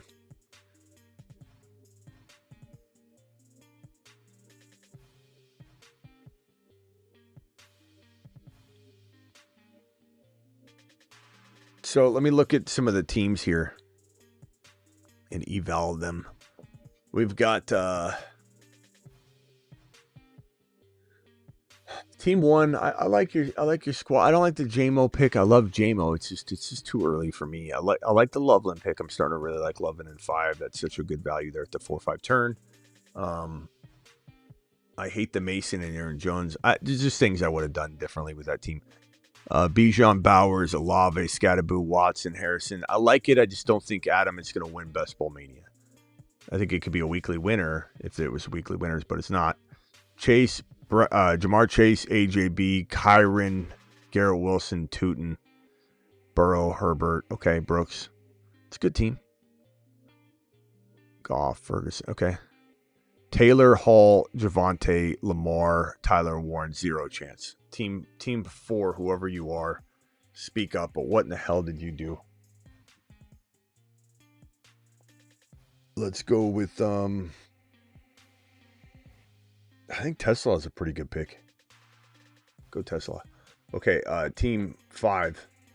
JSN, Love, McBride, Monty. Monty's a horrible pick. Adam's a great pick. Warren, Mahomes, Pierce. That Monty pick could screw you. A great team, though, other than that. That would have been probably one of my favorite teams here if that didn't happen. That was a really, really good start. Love the start to that team. Monty in 4 is awful, though. That was the only misstep. Adams in 5 is amazing. Mahomes, I like a lot of it, bro. Just that one pick screwed the pooch for me. Just can't get behind it at that point. Kind of stopped drafting Ayuk after his last Instagram story post, but I'm still looking at it. Still tempted when I see it. I'm probably gonna go another quarterback just in case. So I'll go Brissett. Let me just scroll down real quickly. So I went Daniel Jones, Brissett. I got Tesla. So two more picks, and I have 3 QBs. I've got enough wide receivers. Tesla kind of cuffed in a way, side cuffed to Amon-Ra. And then I got Neighbors, BTJ, DK Metcalf, Michael Wilson. I could go another wide receiver if I want, or just go double RB potentially. Kind of unsure what direction I will go. Kind of play it by ear, I suppose. All right, back to the reviews. Puka, Henry, D. Smith, Jacobs. I can't stand the 3rd and 4th round picks, so that team's toast in my mind. Genty, Chase Brown, Zay, Burden, Waddle, Caleb. Tebow, I love you, pal. If you would have taken Rice, I would have probably really liked your team. I just don't think a team with Flowers, Burden, Waddle is winning $2 million. But you can say what you want about last year Flowers and this year projected Burden and this year projected Waddle, but I guess I just disagree.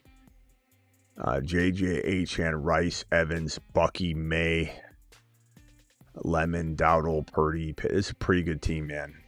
Wiener Dog in the building. Wiener Dog, I see you, pal. He's in the 7 spot or 8 spot representing Wiener Dog. I love the pick.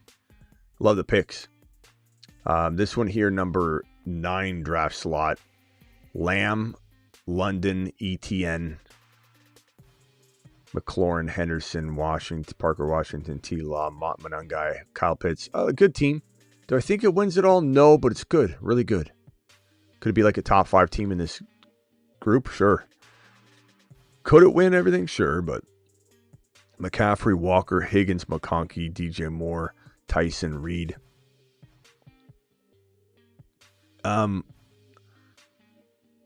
It's not that I don't like your team. I don't know. I like McConkey a lot. I like Higgins a lot. I just don't know. I like the combination of it all.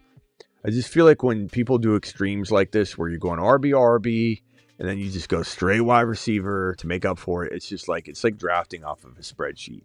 You just don't. My team: St. Brown, Hampton, Neighbors, Josh Allen, BTJ, Jadarian Price, DK Metcalf, Harvey.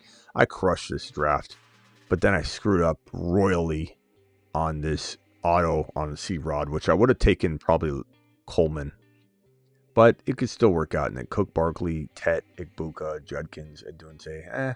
Do I think that team wins it all? No. It's a good buddy. You did okay. I just don't think you're winning it all. But I could be wrong, buddy. I've been wrong before. I'll be wrong again, buddy. Buddy boy. Let's go with Fergie. This is a tough position to be in because sometimes I think there's an advantage to having what I'm about to do. So my tight end Fannin by week 11. Ferguson by week 11. The next tight end I might take might also be by week 11. The thing though is like if you draft somebody else, they may get you 2 or 3 points. They may not even be playing, or they may get 0 catches. There's no one really lucrative here. And my strategy here is, do I take Ferguson and Parkinson and lock down in Fannin and just lock down, 16 weeks of amazing tight end scoring and at the cost of having 0 1 week? Because I don't know, Gesicki could have 3 points, 2 points. I'm going to take a gamble and have all 3 of my tight ends on bye week 11 and just crush it with the combo of the Stafford tight end, whether it's Ferguson or Parkinson mixed with Fannin, and take my gamble on 1 week having no tight end scoring. I don't think it's a big deal. Most people's backup tight end, unless they draft Boley, is maybe getting 2 to 4 points, So I'm gonna take a different approach to it. To think of it this way too: Parkinson Ferguson combo with Fannin all by week 11 probably scores me at some point 5 to 7 total points more than just having Fannin, right? And then I'm just kind of allotting that as the makeup for having 0 points in week 11.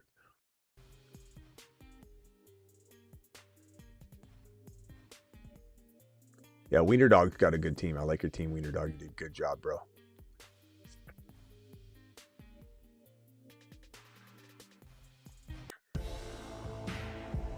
Oh, whoops.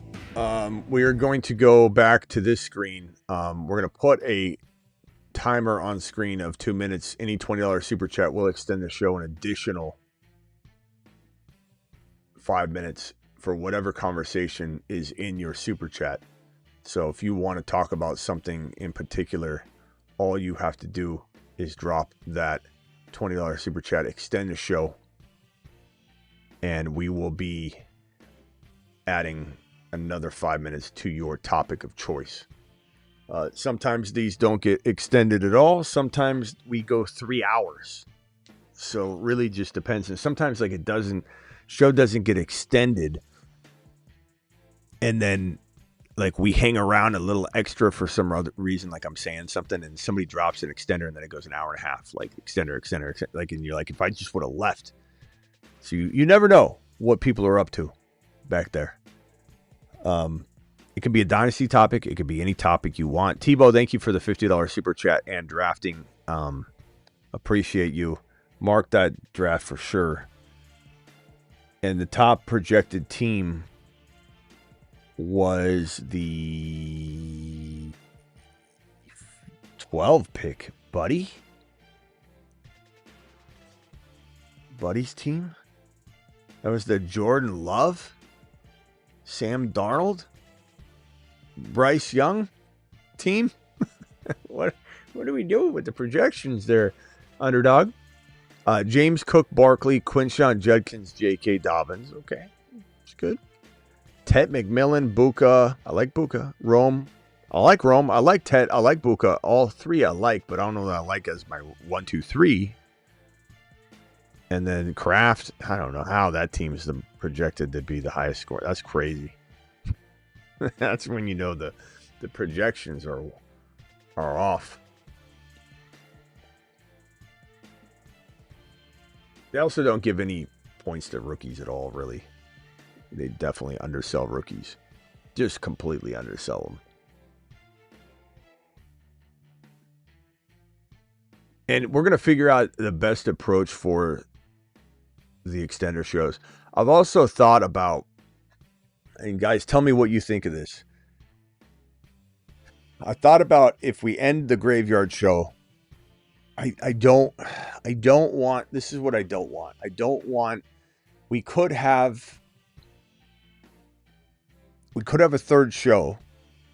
So the graveyard show ends, and then we have a third show that's like a half-hour break or something, an hour, and it's just a rapid fire Q&A, $20 extender extends it further show. But I don't know how I don't want to get rid of the vibe that we had going over to the third show and just, but I also don't know that I want to leave if there's 200 or 300 people in right now we got 124, but in the dead of the off season. So when we get into August, we'll have like 500 to 1,000 people in here. So ending that and going over to the Dynasty show where we have 30 or 40 viewers just doesn't make sense. I also don't know that I want to end the show. I don't mind ending it, coming back for a Q&A show that's designed to go 10 minutes, but could go 3 hours. I think we'll just kind of let it simmer, see what happens on the Graveyard show tomorrow, and play it by ear. I'm open-minded to maybe changing or tweaking it, but I don't think I want to do it on the Dynasty show is all I'm saying. Like right now it's 11:45 my time. Like if this is during the season and we've gone for 2 hours, it'd probably be like a 4-hour show, so I don't know that you can even do a third show. I don't know. I'll talk about it with Travis and the boys, see what they think, but I'm pretty sure that we're going to just try and extend this show like we're doing. So we're out of here. See you all later. The final countdown goes on the screen on the way out the door if anybody is unfamiliar with the extenders. So 51 seconds. Just make sure you drop it in enough time. It's 1:45 your time, 2 a.m. Pony says.